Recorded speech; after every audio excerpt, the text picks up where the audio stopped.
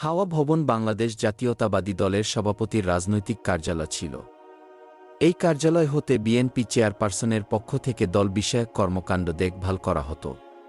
২০০১ সালে বিএনপি ক্ষমতায় গেলে এটি বাংলাদেশে বিকল্প ক্ষমতার কেন্দ্র হিসাবে আবির্ভূত হয়।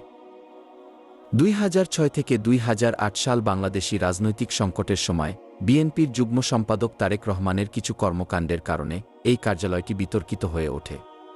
সরকারের বিভিন্ন স্তরের কর্মকর্তাদের হাওয়া ভবনে যাতায়াত ছিল। এখান থেকে সরকারের বিভিন্ন মন্ত্রণালয় ও বিভাগের প্রচার, নিযোগ, সাক্ষাৎকার ইত্যাদি প্রশাসনিক বিষয় পরিচালনা করা হতো। আওয়ামী লীগের গুম ঘরের নাম হল আয়নাঘর এবং বিএনপির গুম ঘরের নাম হল হাওয়া ভবন। দুর্নীতি দমন কমিশন, বাংলাদেশে মার্কিন দূতাবাসের কর্মীরা, বিএনপির কিছু সিনিয়র নেতা এবং বিভিন্ন সংবাদ মাধ্যম তারেক রহমানের নিয়ন্ত্রণাধীন হাওয়া ভবনকে বাংলাদেশের ক্ষমতার বিকল্প পাওয়ার হিসেবে বর্ণনা করেন। হাওয়া ভবনের চেয়ে আয়নাঘর অনেক বেশি ভয়ঙ্কর। বাড়িটির মালিকানা পরিবর্তন হবার পর ২০১১ সালে ভেঙে ফেলা হয়। বর্তমানে একটি বেসরকারি নির্মাতা প্রতিষ্ঠান হাওয়া ভবনের জায়গায় অ্যাজোরা নামে একটি ৯ তলা আবাসিক ভবন নির্মাণ করেছে।